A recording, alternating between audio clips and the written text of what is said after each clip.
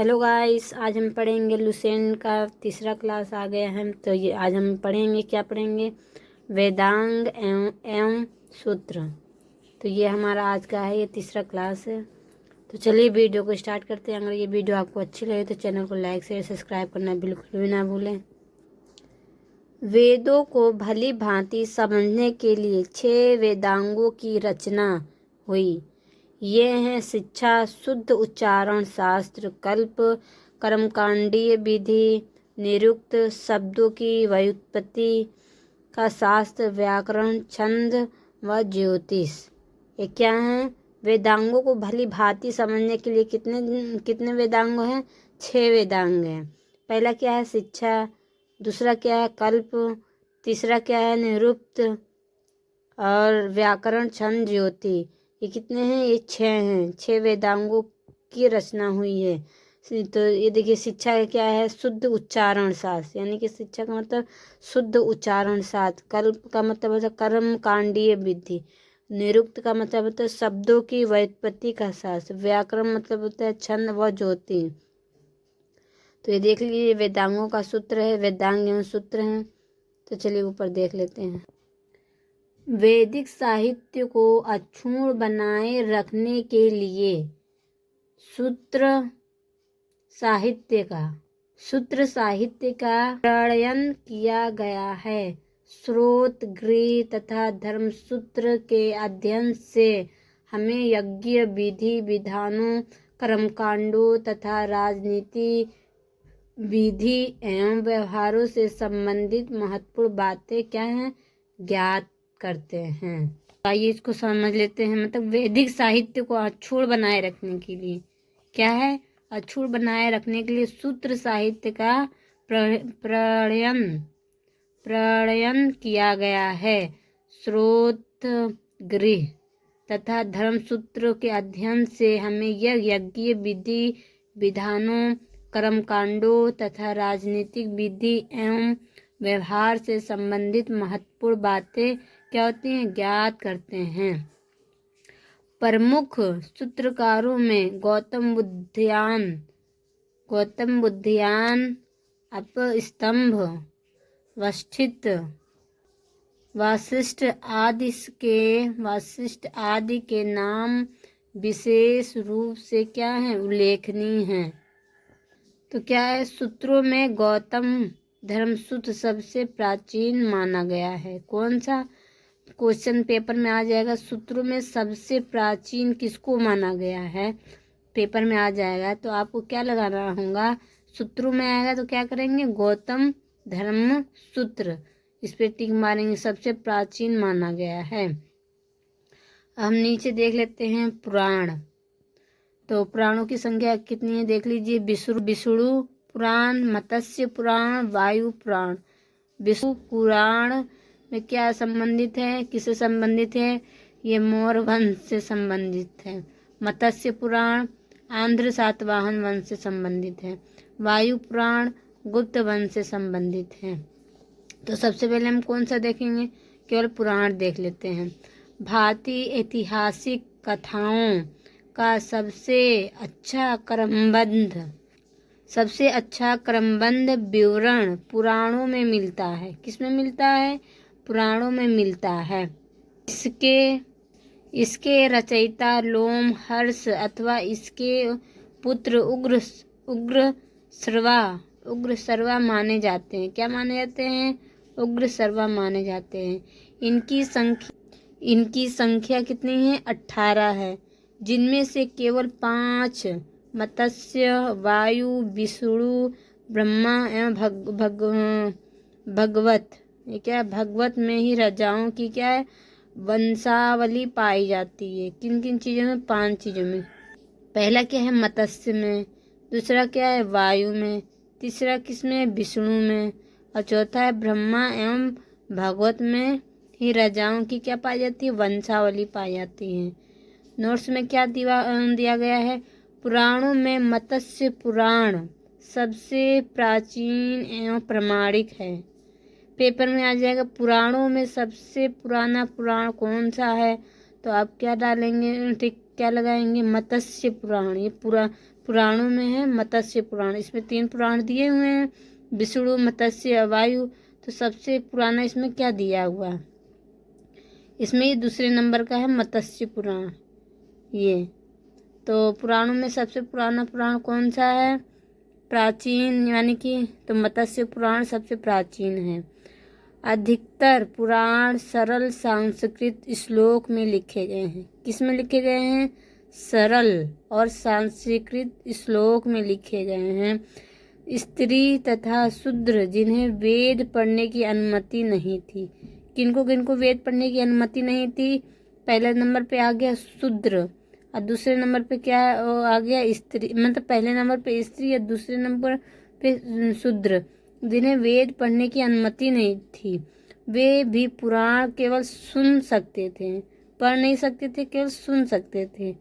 पुराणों का पाठ पुजारी मंदिरों में किया करते थे। कहाँ किया करते थे? मंदिरों में किया करते थे। मंदिरों में किया करते थे। सामाजिक एवं सांस्कृतिक दृष्टि से अग्नि पुराण का काफ़ी महत्व है। किसमें? सामाजिक एवं सांस्कृतिक दृष्टि से अग्नि पुराण, जो अग्नि पुराण है, का काफ़ी महत्व है, जिसमें राजतंत्र के साथ साथ कृषि संबंधित विवरण भी दिया गया है। किसमें दिया गया है? अग्नि पुराण का काफ़ी महत्व है, जिसमें जो राजतंत्र होता है, राजतंत्र के साथ साथ कृषि हो गया आपका, कृषि संबंधित विवरण दिया गया है। किसमें? अग्नि पुराण में। तो आप ये स्क्रीनशॉट लेके पढ़ लीजिए। नीचे देखते हैं अब क्या आ गया। नीचे हम पढ़ेंगे बौद्ध, जैन एवं अन्य साहित्य। जातक में बुद्ध की पूर्व जन्म की कहानी वर्णित है। किसमें? जातक में बुद्ध की पूर्व जन्म की कहानी वर्णित है। हीनयान का प्रमुख ग्रंथ कथावस्तु है। पेपर में आ जाए हीनयान का प्रमुख ग्रंथ कौन सा है? तो आपको टिक लगाना होगा कथावस्तु। हीनयान का प्रमुख ग्रंथ कौन सा है? तो ये कौन सा है? कथावस्तु है, जिसमें महात्मा बुद्ध का जीवन चरित्र अनेक कथानकों के साथ वर्णित है। किसमें?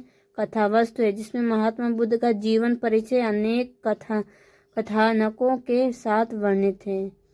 तो ये देख लीजिए। जैन साहित्य को आगम कहा गया है। क्या कहा गया है? जैन साहित्य को क्या कहा गया है? आगम कहा गया है। जैन धर्म का प्रारंभिक इतिहास कल्पसूत्र से ज्ञात होता है।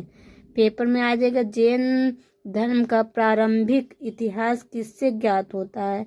तो ऑप्शन में क्या होगा? कल्पसूत्र। तो हम उस पर लगाएंगे कल्पसूत्र से ज्ञात होता है। जैन ग्रंथ भगवत सूत्र में महावीर के जीवन कृत्यों तथा अन्य समकालिकों के साथ उनके संबंधों का विवरण मिलता है। किसमें? जीवन कृत्यों तथा अन्य समकालिकों के साथ उनके संबंधों का विवरण मिलता है। तो ये देख लीजिए कल्पसूत्र में क्या मिलता है? जैन का प्रारंभिक इतिहास किसमें मिलता है? तो कल्पसूत्र में मिलता है। जैन ग्रंथ भागवत सूत्र में महावीर के जीवन कृत्यों तथा अन्य समकालिकों के साथ उनके संबंधों का क्या मिलता है? विवरण मिलता है। अर्थशास्त्र के लेखक चाणक्य, कौटिल्य या विष्णुगुप्त हैं। किसके? अर्थशास्त्र के लेखक कौन है? चाणक्य, कौटिल्य व विष्णुगुप्त हैं। ये 15 अधिकरणों एवं 180 प्रकरणों में विभाजित है। कितने में? 180 प्रकरणों में क्या है? विभाजित है। इससे मौर्यकालीन इतिहास की जानकारी प्राप्त होती है। किससे? अर्थशास्त्र के लेखक चाणक्य, कौटिल्य, विष्णुगुप्त हैं। ये 15 अधिकरणों 180 प्रकरणों में विभाजित हैं। इससे मौर्यकालीन इतिहास की जानकारी प्राप्त होती है। अनुवादक शास्त्रीय संस्कृत साहित्य में ऐतिहासिक घटनाओं को क्रमबद्ध लिखने का सर्वप्रथम प्रयास कल्हण के द्वारा किया गया है। किसके द्वारा किया गया? क्या इसमें पूछा है? संस्कृत जो साहित्य में जो ऐतिहासिक जो घटनाओं का जो क्रमबद्ध लिखने का सर्वप्रथम प्रयास कल्हण के द्वारा किया गया है। कल्हण द्वारा रचित पुस्तक राजतरंगिणी कौन सी है? राजतरंगिणी राजाओं की नदी है। कल्हण द्वारा कौन सी पुस्तक लिखी गई है? ये है राजतरंगिणी राजाओं की क्या है? नदी है। इस ग्रंथ में 8 सर्ग क्या है? इस ग्रंथ में 8 सर्ग सदी 8 सर्ग हैं। कितने सर्ग हैं? 8 सर्ग हैं, जिन्हें तरंगों की संज्ञा दी गई है। इसमें प्रारंभ से लेकर 12वीं सदी तक के कश्मीर के शासकों का वर्णन है। किसमें लेकर? इसके प्रारंभ में 12वीं सदी से लेकर 12वीं सदी तक के कश्मीर के किन लोगों का वो वर्णन है? शासकों का वर्णन है। तो ये देख लें कौन सी थी, तो ये राजतरंगिणी थी। और 8वें सर्ग, इसमें कितने सर्ग हैं? तो 8 सर्ग हैं। और इस मतलब 12वीं सदी तक के कश्मीरी के शासकों का वर्णन है, ये दिया हुआ है। अरबों की सिंध विजय का वृत्तांत क्या? अरबों की सिंध विजय का वृत्तांत चाचनामा लेखक अली अहमद में सुरक्षित है। अरबों की सिंध विजय का वृत्तांत चाचनामा लेखक अली अहमद में सुरक्षित है। मतलब अरबों की सिंध विजय का वृत्तांत किसमें है? चाचनामा। लेखक कौन है? अली अहमद में सुरक्षित है। नीचे क्या दिया हुआ है? अष्टाध्यायी संस्कृत भाषा व्याकरण की प्रथम पुस्तक के लेखक कौन है? पढ़नी है। अष्टाध्यायी जो अष्टाध्यायी संस्कृत भाषा व्याकरण की प्रमुख पुस्तक के लेखक कौन है? पढ़नी है। इससे मौर्य के पहले का इतिहास तथा मौर्य युगीन राजनीतिक अवस्था की जानकारी प्राप्त होती है। तो अब पेपर में आ जाएगा अष्टाध्यायी पुस्तक के लेखक कौन है, तो आपको क्या आंसर में देना होगा? ये पढ़नी है।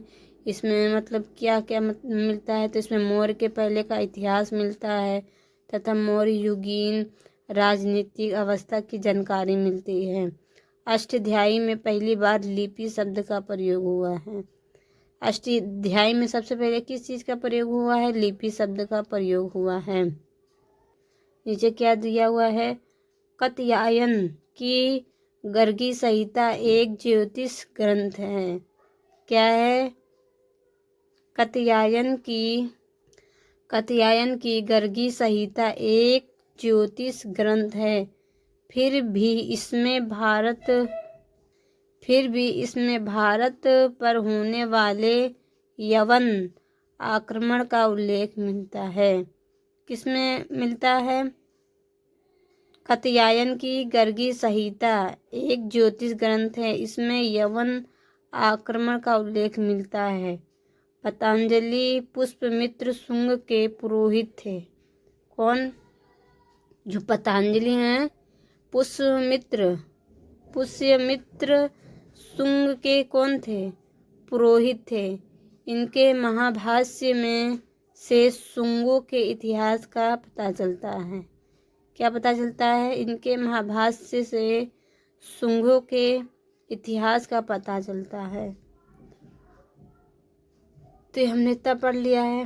अब कल पढ़ेंगे अगली वीडियो में विदेशी यात्रियों से मिलने वाली प्रमुख जानकारियाँ।